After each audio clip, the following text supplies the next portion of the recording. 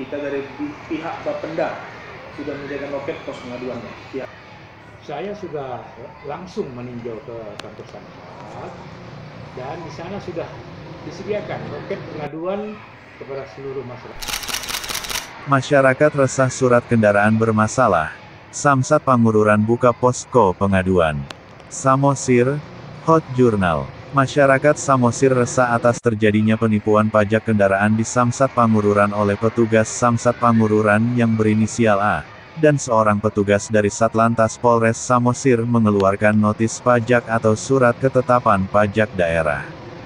Penipuan ini sudah berjalan selama bertahun-tahun yang berakibat ratusan warga Samosir dirugikan. Menanggapi hal ini Hot Journal menemui Kepala Unit Pelaksana Teknik, Denny Sembiring Meliala di ruang kerjanya, Kamis, tanggal 9 Maret tahun 2023.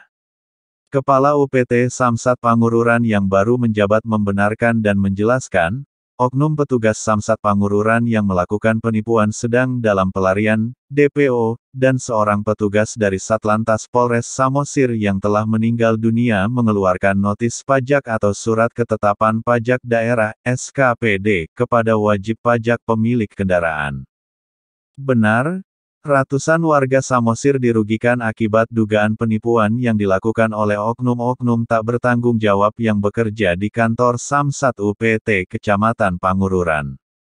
Kerugian itu melalui pembayaran pajak berbagai jenis kendaraan bermotor, seperti pembayaran pajak surat tanda nomor kendaraan, STNK, dan bea balik nama kendaraan bermotor, BBNKB, terang Denny Sembiring. Samsat Pangururan sudah membuka posko pengaduan bagi masyarakat Samosir yang mengalami pajak kendaraan bermotornya bermasalah, ucapnya. Denny mengimbau masyarakat yang pajak kendaraan bermotor atau surat-surat kendaraannya bermasalah, supaya mendatangi posko pengaduan di kantor Samsat Pangururan untuk didata supaya kasus penipuan yang terjadi dapat diselesaikan oleh pihak Dispenda Sumut. Ya, nama saya Denny, jabatan KUPT UPT Samsat Pangururan. Ya, terima kasih Pak. Ya. Kami sebagai media atau punya channel banyak mendengar keluhan dari masyarakat. Bahkan juga sudah ada yang melaporkan kejadian yang dialami atau masyarakat tersebut merasa tertipu. Tertipunya dalam hal pembayaran pajak. Mereka sudah dengan etikat baik membayarkan pajak, ternyata pajak yang mereka setorkan tidak disetorkan ke pusat, tapi secara kertas tertera di situ bahwa masyarakat itu sudah membayarkan pajak. Terus sebagai Bapak pimpinan baru di Kabupaten Samosir ini, seperti apa kebenaran tersebut, Pak? Di sini dapat saya sampaikan bahwa benar adanya kemarin-kemarin ada kejadian bisa dikategorikan penipuan pajak. Jadi masyarakat membayar pajak kepada oknum, tapi oknum itu tidak mensetorkan ke kas daerah. Jadi pajak yang dibayarkan masyarakat itu tidak terupdate di sistem aplikasi kita, masa berlaku pajaknya tidak menambah atau tidak hidup, jadi masa pajak itu tetap mati. Oh, berarti Pak, secara fisik kertas yang masyarakat dapatkan, Iya. Mereka sudah tertera di situ membayar ya Pak? Iya. Hanya saja secara legalitasnya atau pihak dari Samsat tidak menyetorkan uang tersebut, gitu Pak? Oknumnya. Oknum ya. Oknum itu. Ya. Oknum itu. Terus ada informasi kemarin karena saya kebetulan baru di sini, masyarakat itu tidak melakukan atau tidak memberikan duit itu di kantor.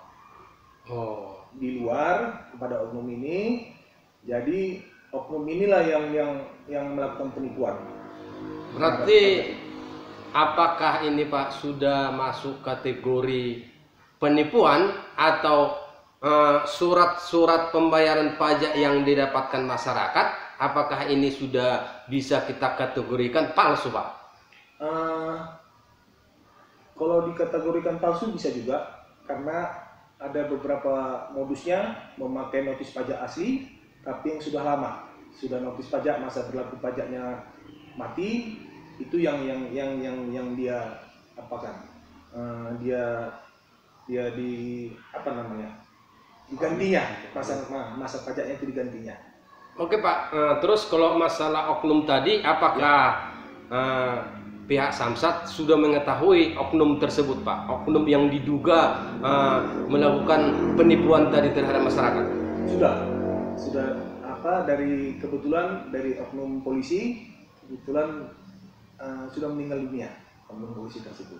Terus kalau dari Samsat sendiri ada Pak oknum itu? Ada satu orang tenaga outsourcing kita dan sampai saat ini tidak tahu di mana keberadaannya. Sudah, kalau info terakhir sudah masuk dalam DPO. Kalau boleh kita tahu Pak inisialnya Pak? A. Oh. Ya. Terus Pak polisi tadi inisialnya Pak? A. Oke Pak.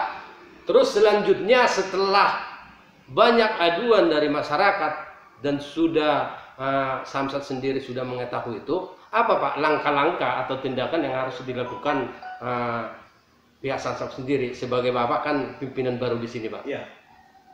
Kita buka layanan pos pengaduan di kantor Samsat kita. Kita himbau kepada masyarakat kalau ada yang merasa korban dirugikan dalam hal ini, silakan datang ke pos pengaduan kita. Nanti kita siapkan situ formulir, data-data kendaraannya disampaikan kepada kita dan kronologi kejadiannya disampaikan kepada kita agar kita tahu berapa banyak masyarakat yang menjadi korban dan kita hitung berapa kerugiannya. Kemudian bisa nanti kita cari solusi untuk permasalahan tersebut. Terus kalau arahan dari pimpinan Bapak setelah mengetahui seperti itu apa kira-kira Pak konkretnya? Ya. Atau contohnya masyarakat sendiri kan sudah mengalami kerugian. Ya. Nah, apakah ada kerugian yang dialami masyarakat itu nanti menjadi ikut juga tanggung jawab daripada Samsat? Ya. Di dalam hal ini kita selaku pengelola pendapatan di pajak kendaraan bermotor di Pangururan, saya selaku PUPT punya wewenang untuk meringankan denda pajak kendaraan bermotor. Saya tegaskan lagi, denda bisa kita berikan keringanan dendanya sampai 50%. Jika masyarakat mau banding, masih bisa mereka mempunyai hak banding ke tingkat lebih atas, yaitu kepala badan, dan kepala badan mempunyai hak untuk meringankan denda tersebut sampai 85%. Bang, mendengar banyaknya aduan atau masyarakat merasa tertipu, kemana nih Bang masyarakat itu mengadu? Kalau kita udah tahu ke Samsat ini, artinya ke bagian mana, di ruangan mana Bang? Ya, kita sediakan loketnya di bawah, pos pengaduan. Kita dari pihak Bapenda sudah menyediakan loket pos pengaduannya, pihak Bapenda. Kalau boleh tahu Bang, di Samsat ini ada berapa bagian Bang? Ada 3 instansi kita di sini, dari pihak kepolisian, pihak Bapenda, dan pihak Jasara Harja. Seperti ini contoh formulir yang kita sediakan di pos pengaduan bawah. Kita himbau masyarakat yang merasa dirugikan, silakan datang ke pos pengaduan kita. Telah kita siapkan formulir seperti ini untuk diisi data-datanya. Terima kasih Pak atas kooperatif Bapak terhadap kami media ini untuk menjelaskan apa sebenarnya yang terjadi. Terima kasih Pak. Menanggapi keresahan warga Samosir yang dirugikan akibat dugaan penipuan yang dilakukan oleh oknum-oknum tak bertanggung jawab, mantan anggota DPRD Provinsi Sumatera Utara 2 periode Effendi Naibaho didampingi aktivis Samosir Boris Situmorang angkat bicara.